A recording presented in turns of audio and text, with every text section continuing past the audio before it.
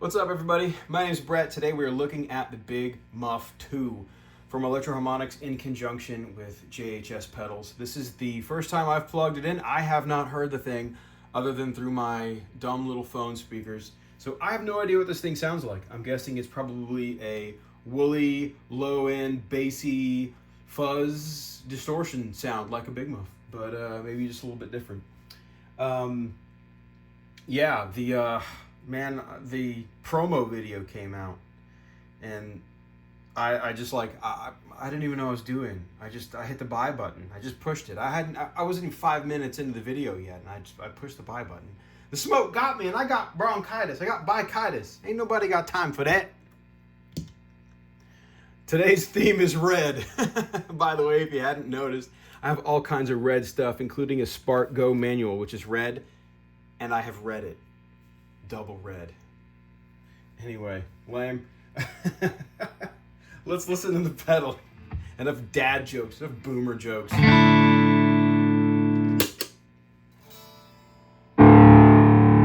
Whoa! The sustain is all the way down. The volume is already high.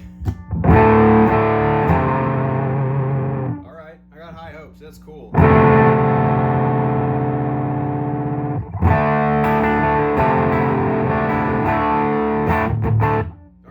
Some sustain. It's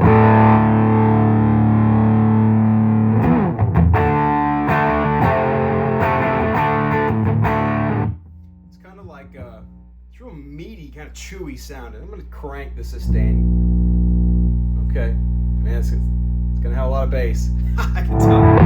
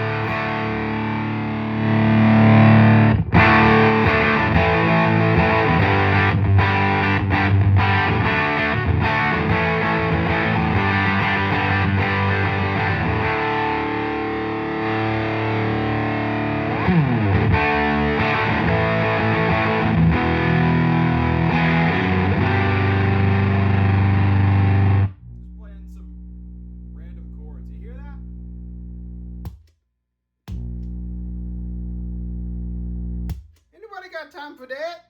Again, coming up in this video. That could be the one spot I have everything connected with. I don't know. Whatever it is. That's happening. Granted, you know, I'm going from this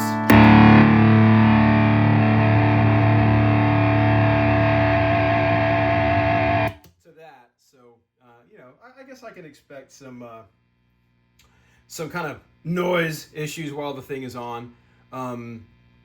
It's really, really loud. There's a lot of volume already, and I'm not even at halfway on the volume knob. I do have the sustain with the gain all the way up too. So let's see what happens when you turn the tone up higher.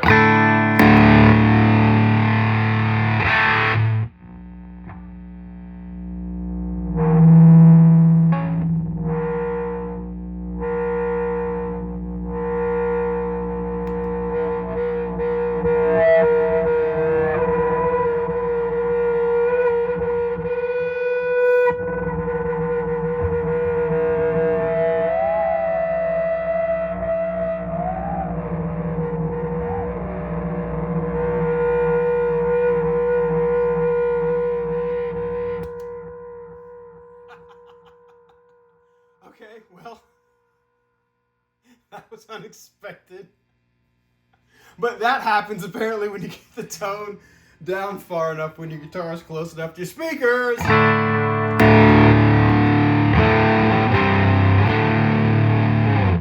Alright, so there's a ton of low end.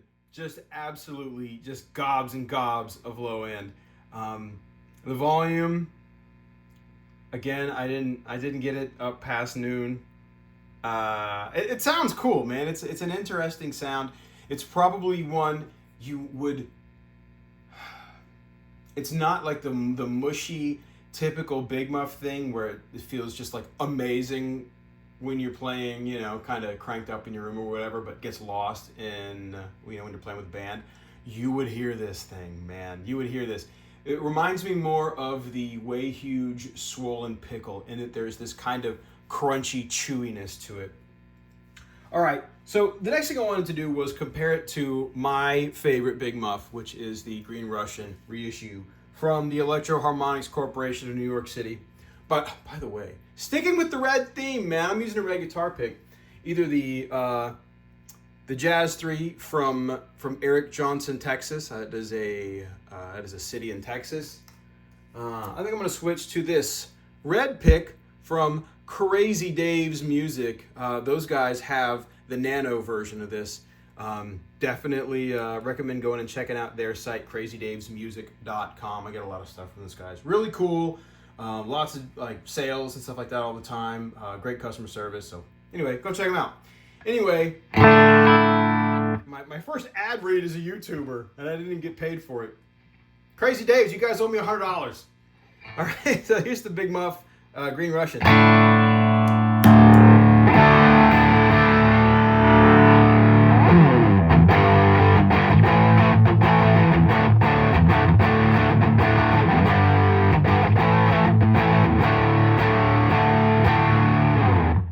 More 145, can you believe it? Get some dad blues going.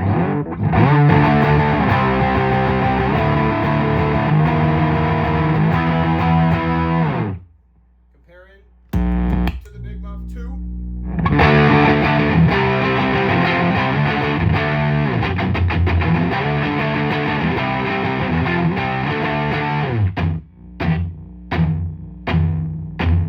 I don't know if that's coming across in the video, but that hits like a freaking hammer.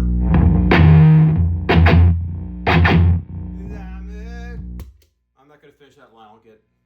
The copyright guys are supposed to come after me, right? If I play a song that other people know already. Okay. So, with that in mind, I think maybe some of what I'm hearing with the chewiness and like the what's the word is? I guess that kind of mid-rangey thing I'm hearing might be a product of the amp I'm using. This is a Fender Bassman 70. That tends to be real boomy sounding like this, and it's doing the same with the Big Muff, the Green Russian too. So cool. They both sound killer. Going back and comparing it to the Green Russian, the red one really kicks ass.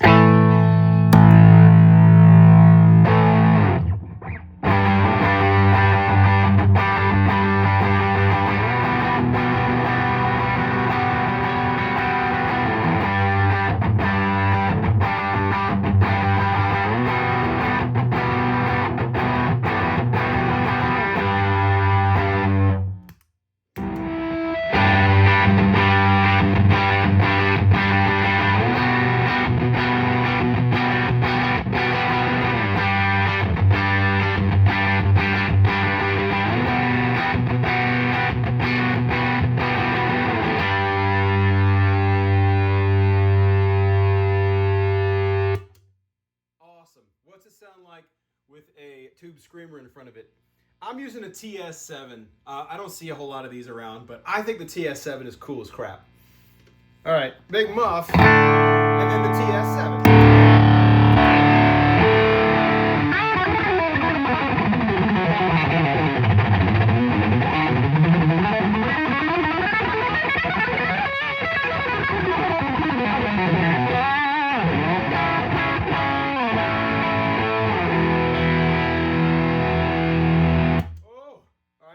Same kind of crap. The Green Russian, they're both Big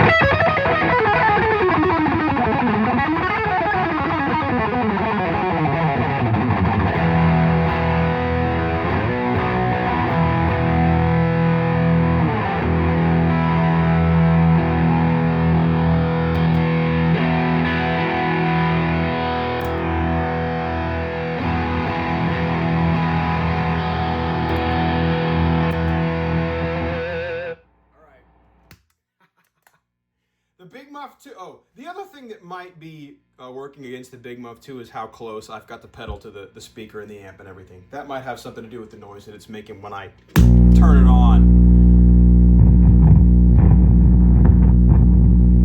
I don't know. You tell me. You be the judge. Man, the more I play it, the more I like it. The more I compare it to the other one, the more I like it. I'm just gonna turn on some pedals and I'm just gonna goof around for a little bit. I'm gonna go back to Eric Johnson, Texas. Can you hear this? There's a radio signal coming through loud and clear.